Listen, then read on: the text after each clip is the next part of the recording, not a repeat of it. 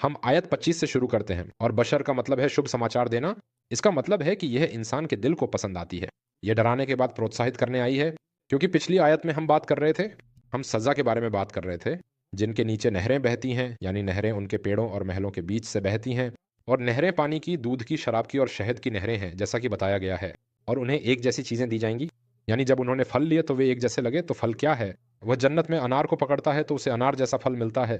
लेकिन जब भी वह खाता है, हर बार उसका स्वाद अलग होता है। और यह जन्नत वालों की नेमतों की बहुतायत में से है। और वहां उनके लिए शुद्ध जीवन साथी होंगे, जो माहवारी, प्रसव और अन्य सभी दोषों से पाक होंगी। वे उसमें हमेशा रहेंगे, कभी बाहर नहीं निकलेंगे।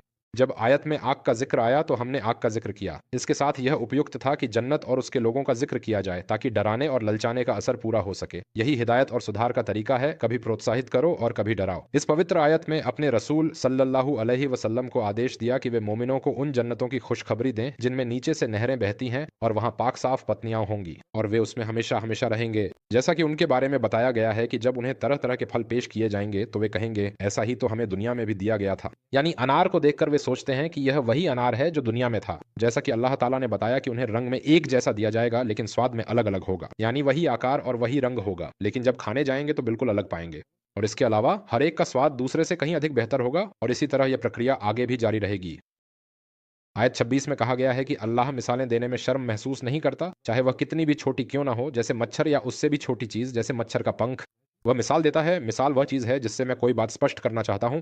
मैं मिसाल इसलिए देता हूं ताकि हम समझ सकें। मच्छर यहाँ नकरत है और वही फासिकों की सबसे छोटी मिसाल है। फिस्क का मतलब है अल्लाह और उसके रसूल सल्लल्लाहु अलैहि वसल्लम की आज्ञा का उल्लंघन। अगर कोई व्यक्ति दीन के मूल सिद्धांतों किसी आज्ञा का उल्लंघन करता है तो वह काफिर हो जाता है। यानी अगर कोई दीन के किसी मूल सिद्धांत में से बाहर निकलता है तो वह काफिर है, और अगर उल्लंघन फुरुआ शाखाओं में हो तो उसका करने वाला नहीं। तो फिस्क अगर दीन के किसी मूल सिद्धांत में हो तो वह काफिर है। जब कोई दीन की शाखा से बाहर निकलता है तो वह काफिर नहीं बल्कि फासिक कहलाता है, सिवाय इसके कि उसका फिस्क बहुत अधिक हो जाए। एक गलती से कोई फासिक नहीं बनता। फासिक वह है जो बार बार फिस्क करता है, यानी बहुत गुनाह करता है। नकद का मतलब है किसी चीज को तोड़ना या हल करना, जैसे इमारत के गिरने के बाद। बिल्कुल, ये शब्दावली ज्यादा अच्छे से वही लोग समझेंगे जो वकील हैं, जब वे कहते हैं कि कोई अनुबंध हुआ, अनुबंध की पुष्टि हुई, अनुबंध का निष्कर्षण हुआ या अनुबंध का उल्लंघन हुआ। जब मैं कोई अनुबंध करता हूं या उसे प्रमाणित करता हूं तो यह उस अनुबंध की पुष्टि के बाद होता है, चाहे मैं उसे बांट रहा हूं या गवाह ला रहा हूं, ताकि मेरा अनुबंध पक्का हो जाए। और जब मैं वचन तोड़ता हूं, यानी अपनी बात से पीछे हटता हूं, अपने अनुबंध का पालन नहीं करता, चाहे वह बिक्री का अनुबंध हो, खरीद का अनुबंध हो या कुछ और। यहां पर अनुबंध से मतलब है अल्लाह के साथ किया गया अनुबंध, यानी अल्लाह की आज्ञा का पालन करना, ईमान और तौहीद को बनाए रखना और रिश्तेदारों से संबंध जोड़े रखना। ये क्या है? वे सारी बातें जिनके लिए अल्लाह ताला ने भलाई का हुक्म दिया है।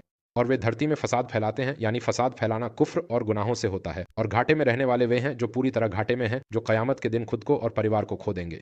इन आयतों की व्याख्या के बारे में जब अल्लाह ताला ने दो मिसालें दी तो जहन्नुम वालों का जिक्र किया कि वे लोग और पत्थर जहन्नुम का ईंधन हैं, और जन्नत वालों का जिक्र किया कि वहाँ खाने पीने की चीज़ें हैं, हूरें हैं और औरतें हैं। ये मिसाल हमारी आज की ज़िंदगी पर भी लागू होती है। तो लोगों में से मुनाफिकों ने जवाब दिया और क्या कहा, कैसे अल्लाह ऐसी बात कह सकते हैं, यानी अल्लाह ऐसी मिसाल कैसे दे सकते हैं? और मुनाफिकों ने सुभान अल्लाह क्या कहा, अल्लाह इतना महान है कि उसके लिए ऐसी कोई मिसाल नहीं दी जा सकती। वह सबसे ऊंचा और सबसे महान है। ये लोग क्या कह रहे हैं? देखो मुनाफिक लोग क्या कह रहे हैं। तो अल्लाह ने उन्हें जवाब दिया कि अल्लाह इस बात से नहीं शर्माता कि वह एक मच्छर या उससे भी छोटी चीज की मिसाल दे। यहाँ तो उन्हें जन्नत, जहन्नम, औरतें, खाना पीना, इन सब की बातें नहीं बताई गई। नहीं, अल्लाह ने कहा कि वह तो मच्छर की मिसाल ही नहीं, बल्कि मच्छर के पर से भी छोटी किसी चीज की मिसाल भी दे सकता है। और यही सही जवाब है कि जब अल्लाह कोई मिसाल देता है तो लोग दो हिस्सों में बंट जाते हैं। एक जो ईमान वाले हैं वे जानते हैं कि यह उनके रब की तरफ से सच्चाई है, और दूसरे जो काफिर हैं वे उसका इनकार करते हैं और आपत्ति करते हैं कि अल्लाह ने इस मिसाल से क्या मुराद ली है। यही तो पहले भी हुआ था और अब भी हो रहा है। आज भी बहुत से नास्तिक और इस्लाम पर शक करने वाले कहते हैं, कौन सी जन्नत, कौन सा आग, जन्नत में औरतें कैसी, ये मिसालें हमें स्वीकार नहीं हैं। यही सब पैगंबर मोहम्मद सल्लल्लाहु अलैहि वसल्लम के ज़माने में हुआ था। वही बातें उस समय हुई थीं। उन्होंने कहा, ये तुम क्या कह रहे हो? कौन सी जन्नत जिसमें खाना पीना है? तुम जन्नत को खाने पीने और नदियों से जोड़ रहे हो। हम तो धरती पर भी खाना पीना और नदियाँ पाते हैं। जन्नत और इस दुनिया के बीच बहुत बड़ा फ़र्क है। एक सच्चा ईमानदार इंसान उस जन्नत के लिए कोशिश करता है, उस जन्नत तक पहुँचने के लिए। लेकिन जो मुनाफिक, काफिर या कोई और है, उसके लिए मामला बिल्कुल अलग है। वह कहता है, ये तुम क्या कह रहे हो? यह न तर्कसंगत न स्वीकार्य। इसी तरह की बातें स्वीकार नहीं की गई थीं। और यही हो रहा है। जब आप इस्लाम पर शक करने वालों को सुनते हैं तो वे वही बातें दोहराते हैं। अल्लाह ने इस मिसाल से क्या चाहा? वह इससे बहुतों को गुमराह करता है और बहुतों को हिदायत देता है, और इससे केवल फासिकों को गुमराह करता है। जब अल्लाह ने इन मिसालों का जिक्र किया, जैसे कि मच्छर या उससे ऊपर की चीजें, इसका मकसद वह इससे कुछ लोगों को हिदायत देता है और कुछ को गुमराह करता है। उनके अंदर बुराई होती है। तो जब आप उन्हें कोई जानकारी देते हैं तो वे उसे ऐसे लेते हैं कि उनकी गुमराही और बढ़ जाए। और नेक इंसान जब जानकारी लेता है तो उसकी भलाई और बढ़ जाती है। वे लोग जो अल्लाह के साथ किए गए अपने वादे को तोड़ते हैं। और वे अल्लाह के हुक्म को काटते हैं, धरती में फसाद फैलाते हैं, उन पर क़यामत के दिन घाटे का फ़ैसला है। यही लोग घाटे में हैं। पूरा घाटा? अगली आयत में।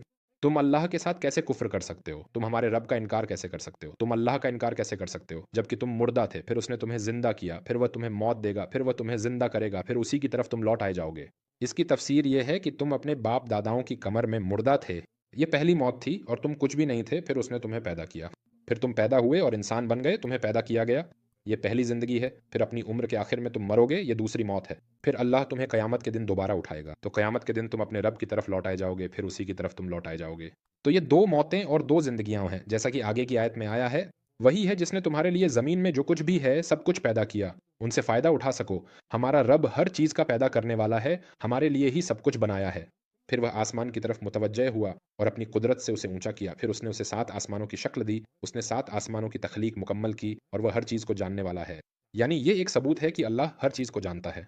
यानी हम मुसलमानों की ये ख़ासियत है कि हम किसी भी दूसरी मज़हब से अलग हैं, कि हमारा रब हर चीज़ को जानने वाला है। अल्लाह जानता है कि पत्ता कब गिरेगा और कब नहीं गिरेगा और उस पत्ते के साथ आगे क्या होगा, कोई जानवर उसे खाएगा या नहीं खाएगा, हर चीज़ अल्लाह के हुक्म से पहले से तय है, पहली चीज़ से लेकर आखिरी तक। दूसरे धर्मों में भी लोग जानते हैं कि अल्लाह हर चीज़ पर कादिर है, वे इसका विरोध नहीं करते, लेकिन वे इतनी बारीक बातों में नहीं जाते।